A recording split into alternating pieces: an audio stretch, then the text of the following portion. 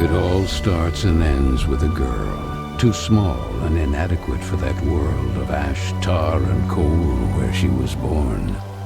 When her mother died suddenly, the little girl, with only the company of a stuffed friend she would soon forget, found herself all alone on an icy bench, waiting for the carriage that would take her to the austere Bunny Hall.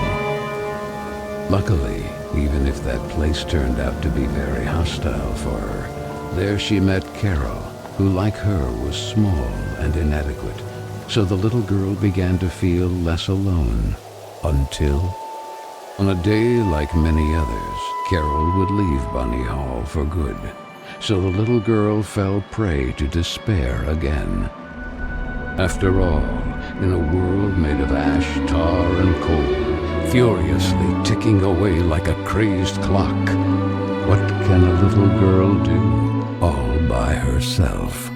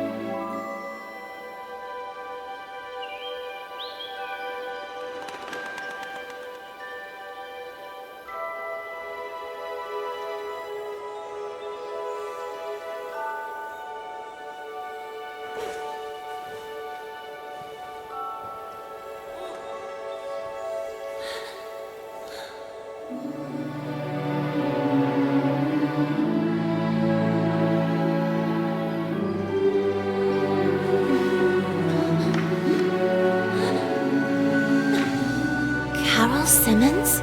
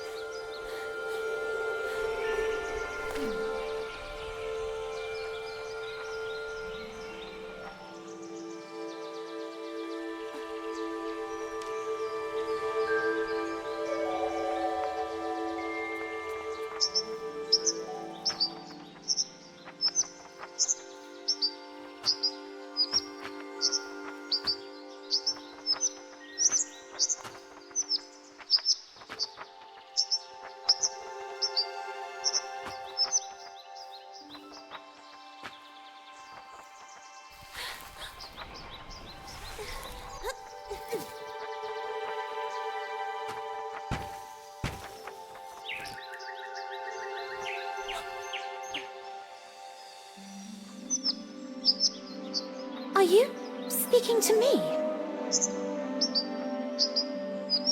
Princess? No, I mean, I believe so.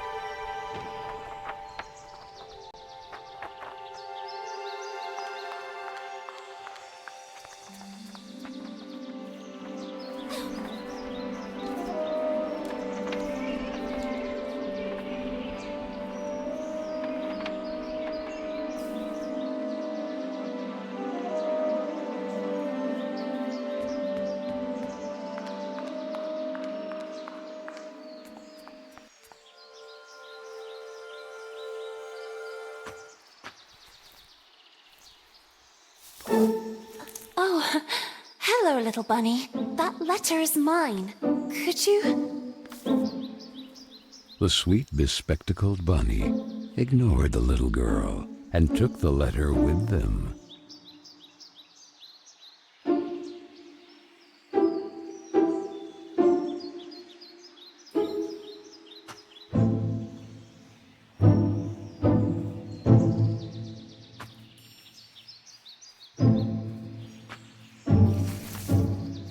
I beg you, would you be so kind as to give it back to me?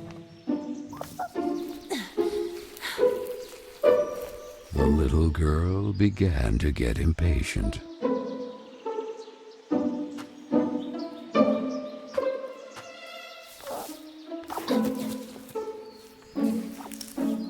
The little girl wouldn't let it win, so determined to recover Carole's letter, she followed the mischievous bunny.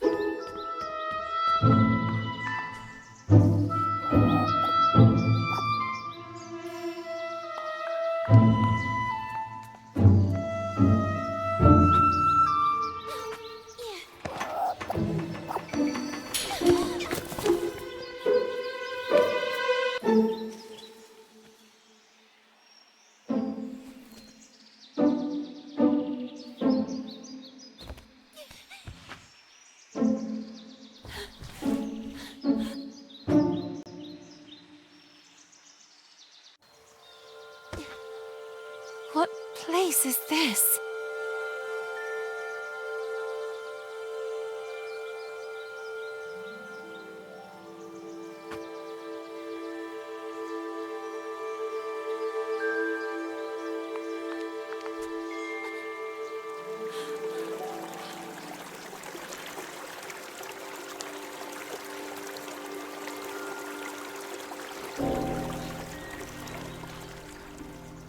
That kite, it reminded the little girl so much of her friend Carole. So free and graceful, yet tormented, as if by adverse currents, by the other girls at Bunny Hall. Oh, and who would you be? Have you perhaps seen a bespectacled bunny? Even the owl ignored her question and just stood there, staring at her, with those eyes, red like blood. But the little girl had no time to waste. She had to track down the bunny, and so she began to follow in its tracks.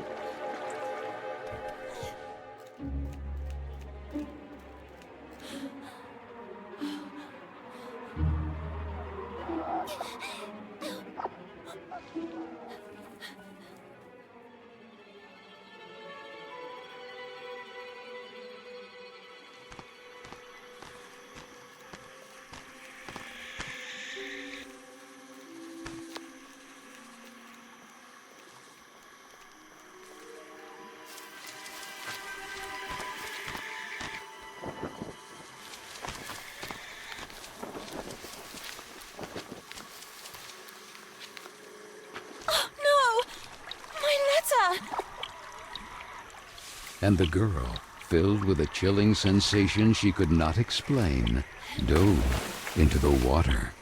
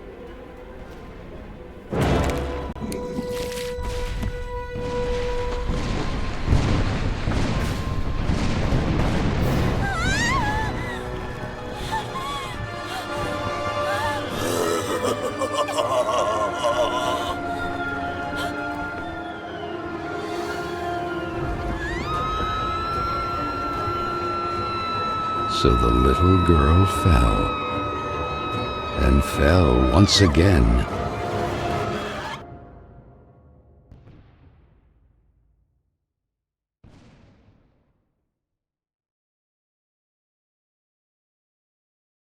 And while the man with the tar hat stood grinning, her thoughts drifted to that mysterious figure in the window of Bunny Hall, who silently stood watching her as she was swallowed up in her abyss.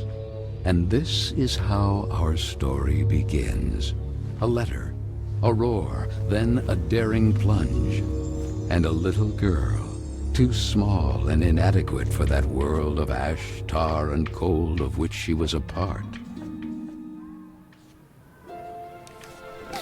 Miss Benton, I am pleased to note that my voice is so soft that it encourages restful sleep in class. Would you be so kind as to share your wisdom on today's topic with your fellow classmates? There was a man made of tar, an owl, and a bunny with glasses. Such impertinence. Home economics, ladies' etiquette. Chapter 9. Be always beautiful, perfumed, and impeccable. All of you young women of today are privileged to witness the deeds of the great men of your era. The grand discoveries, the phenomenon of industrialization, progress. Soon you will be wives and then mothers of great men who will go down in history. And you, Miss Benton, make fun of it. This establishment, too, if events continue to transpire as hoped, will undergo important developments, and you will be the first to benefit from them. Why, ladies? A portion of Bunny Hall was conceded to a corporate collective in order to form a small branch, thereby taking advantage of the area's greatest resource, rabbits. This will not only bring new luster to the estate in this region, but also new jobs. Very good, Miss Vicky Trout. At the very least, Lana has grasped the rabbit matter. In this regard, our dear Frank reminds us that it is strictly forbidden to venture beyond the walls of the park. The disinfestation work will resume tonight after the strong winds of recent weeks. Remember, not to be overwhelmed by the explosions. It's all perfectly normal. The soil is blasted with charges and the rabbits forced out of their burrows. Who did it? Lana! Miss Benton!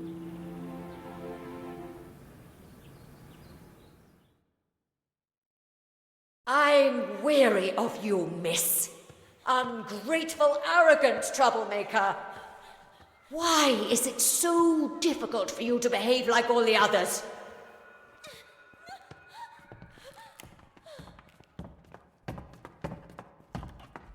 The clock is ticking furiously, and you are a woman now. Therefore, it is high time you learn to behave like one, or accept the consequences of your ridiculous transgressions. You will help Miss Mildred with the chores. When you are done, ring the bell, and you will be allowed to return to your accommodation. But until then, don't even dream of leaving this place. This, for the little girl, was now the norm. Targeted by Vicky and the other girls, or simply scolded by the matrons of Bunny Hall. Like Miss Hinman and her nauseating perfume. She constantly repeated herself sadly, "No, I don't want to grow up. I don't want time to flow furiously anymore. It would have been so nice instead to be able to take it back to when Carole was still there." It would be better to shed some light.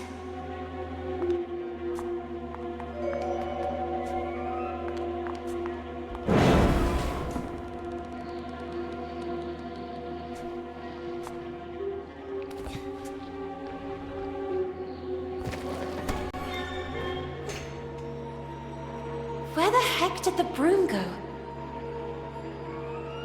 Oh, here it is. Better get to work.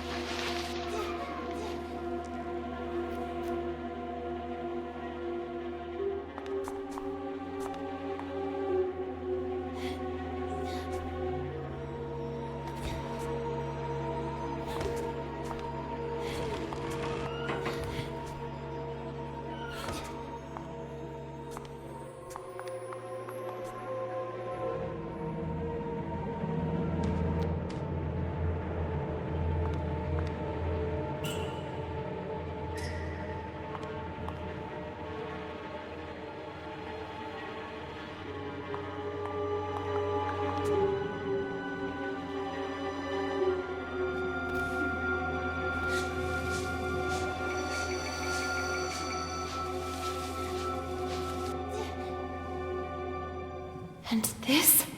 Where did this come from?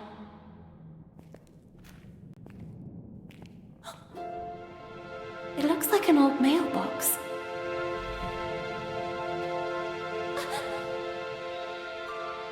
Oh, maybe I'm still dreaming. Who is there? So I really am dreaming. What's this?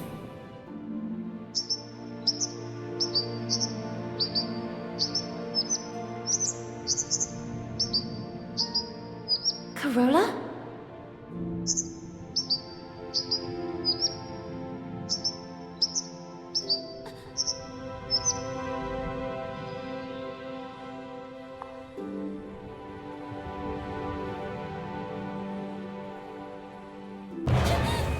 Who are you? Stop!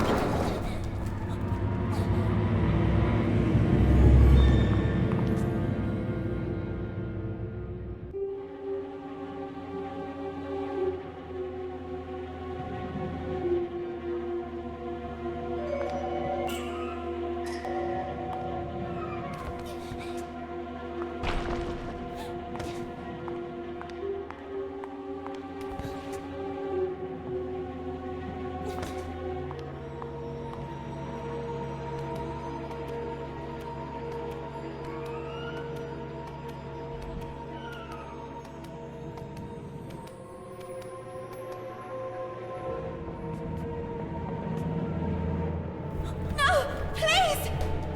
Stop!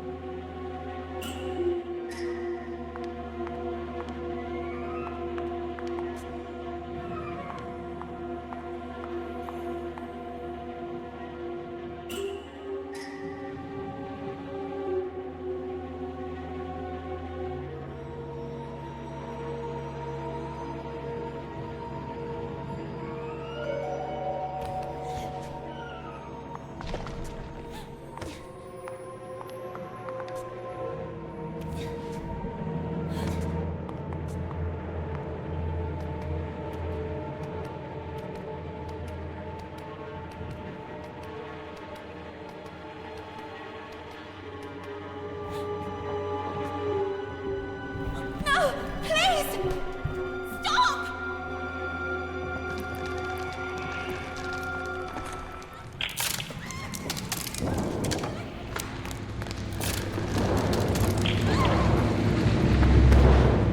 Strange things are happening down here. No! I won't stay here a moment longer!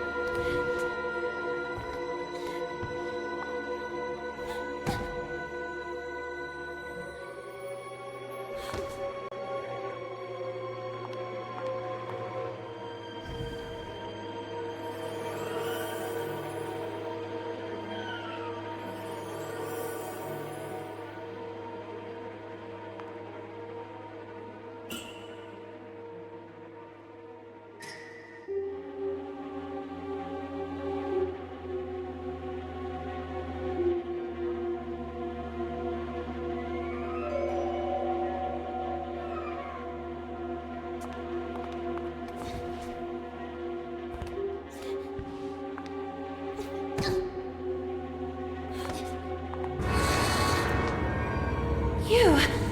I remember you. But in a dream. Or at least, I think it was a dream.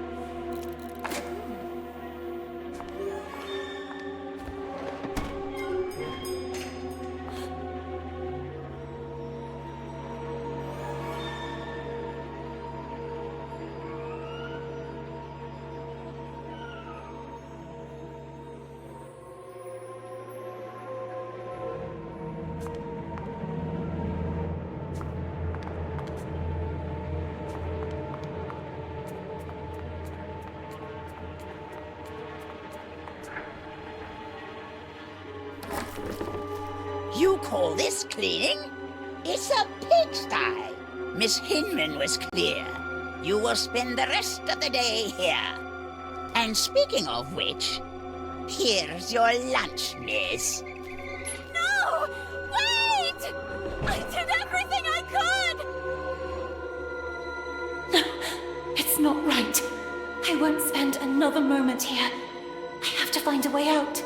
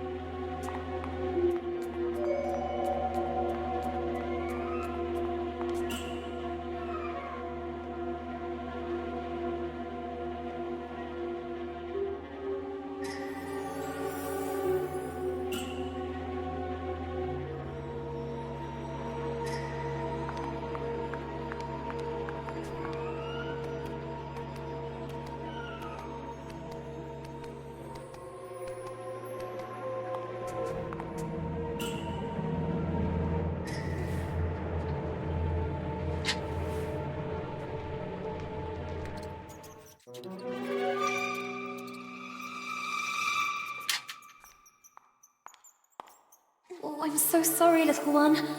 I promise I will let you go. I wonder if I could use it to attract that darn owl.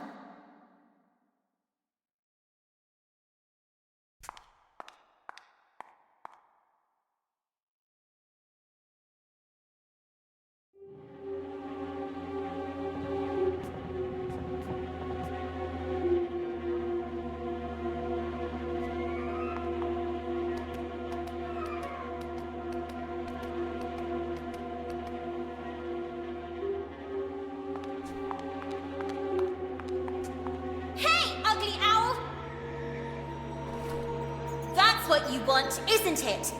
Mouse porridge! This way! Come on!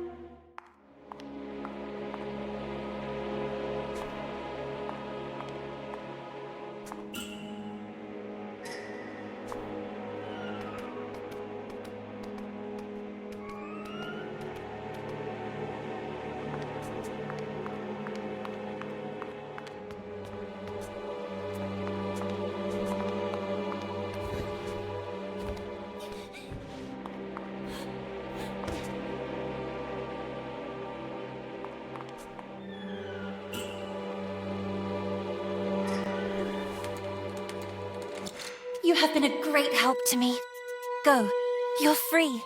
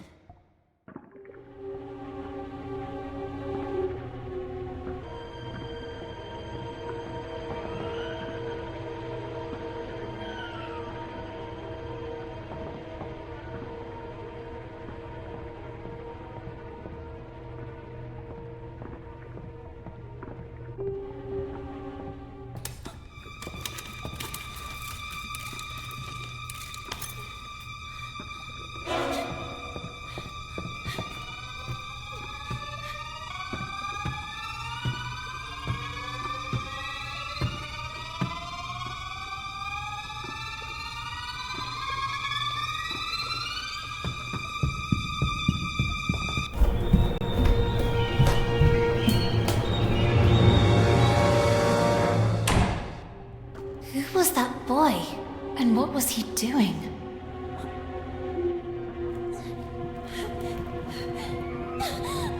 A letter! Carole Simmons. It's from Carole. I can read her name. The flames barely touch it. I have to put out the fire before it's too late. The little girl began to wonder if it had been that mysterious boy who threw it into the flames. But why? What was he hiding? And above all, who was he? No! No! Why did you kill it?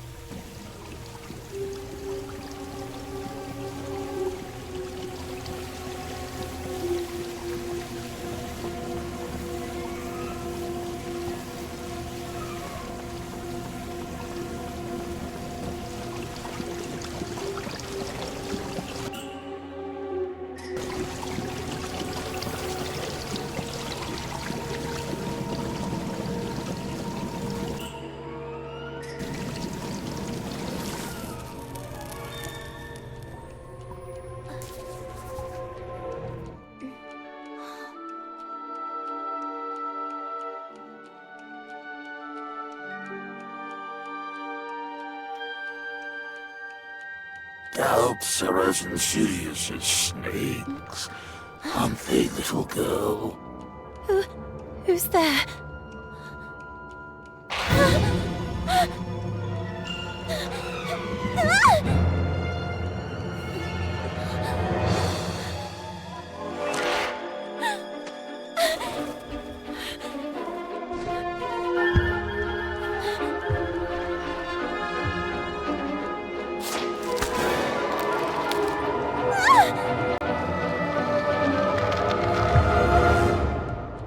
Princess of a rotten kingdom.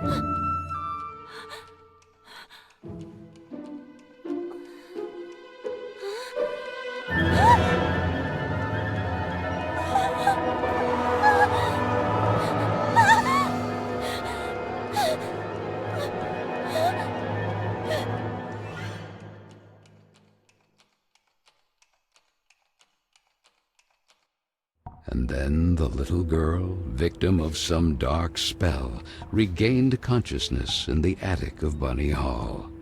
But this time it wasn't just a dream. And she was no longer human. Was it the work of that old man with the tar cylinder hat? Who was he? And why did he mean her such harm? Luckily, that nice gentleman in silver had rescued her. But what did all this have to do with her? And with Carole? Carole Simmons and that letter set on fire. Had she really run away? Then she looked around and remembered that place. The attic with the kitchen. All the girls were terrified of that place. But this time, Carole wouldn't be with her.